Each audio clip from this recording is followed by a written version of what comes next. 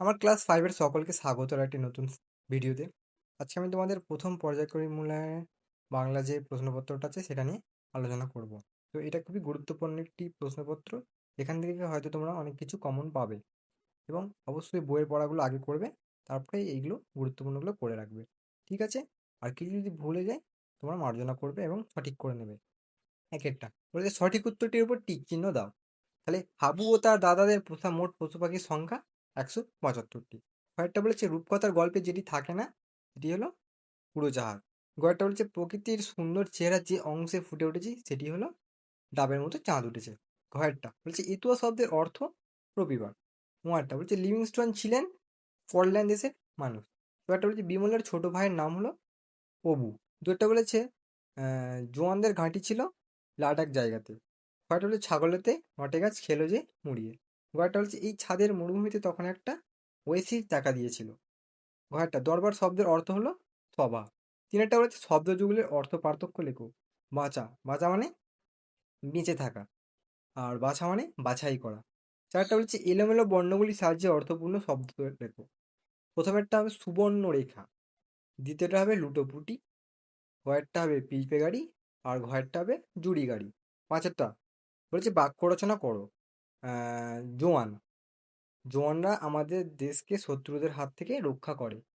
কয়েকটা পাঁচিল, আমাদের স্কুলটা চারপাশ আমাদের স্কুলের চারপাশটা পাঁচিলে ঘেরা আছে।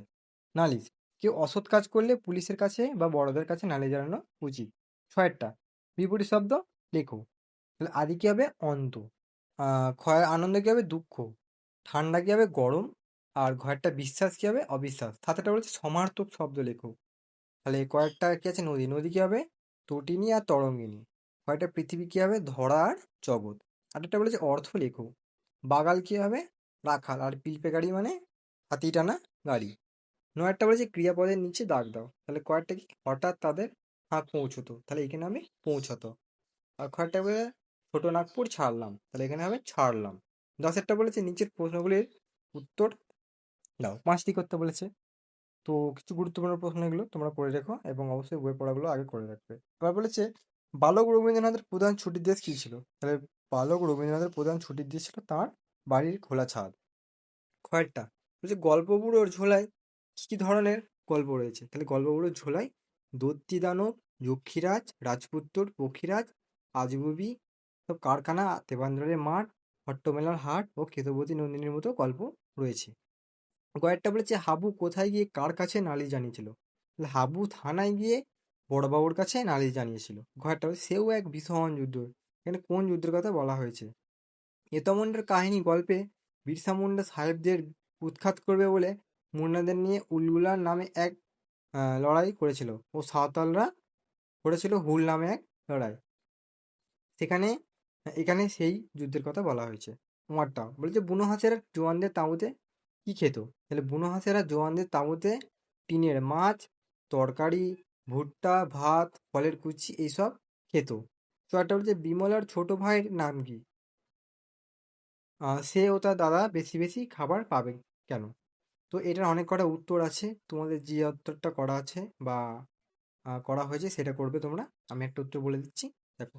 বিমলার ছোট ভাইয়ের নাম অবু। তার ছোট ভাই ছোট এবং সবার আদরের, এবং তার দাদা বড়, তাই তারা বেশি বেশি খাবার পাবে। আবার বাইরে বেরিয়ে এসে কবি শহরকে কেমন অবস্থায় দেখলেন। বাইরে বেরিয়ে এসে কবি মস্ত শহরটাকে যেন থরথর করে কাঁপতে দেখলেন। পাথরটা গিরিজা চাঁদের আলোয় ঢেউ তুলছে। দরগাতলা পার হয়ে তিনি যখন মোড়ের কাছে এসেছেন তখন দূরের পাহাড় যেন তাকে ডাকছে। আবার বুড়ির বলছে গল্পগুলো কার লেখা। তাহলে গল্পগুলো সুনীলমল বসুর লেখা। তো এই ছিল ভিডিও। কেমন লাগলো তোমরা অবশ্যই বলবে। এই প্রশ্নগুলো অবশ্যই করে রাখবে এবং বইয়ে পড়াগুলো অবশ্যই করে রাখবে। আর কিছু যদি ভুল হয়ে থাকে তোমরা এটা সেটাকে ঠিক করে নেবে। তো আজকের জন্য এইটুকুই, দেখা হচ্ছে পরের ভিডিওতে।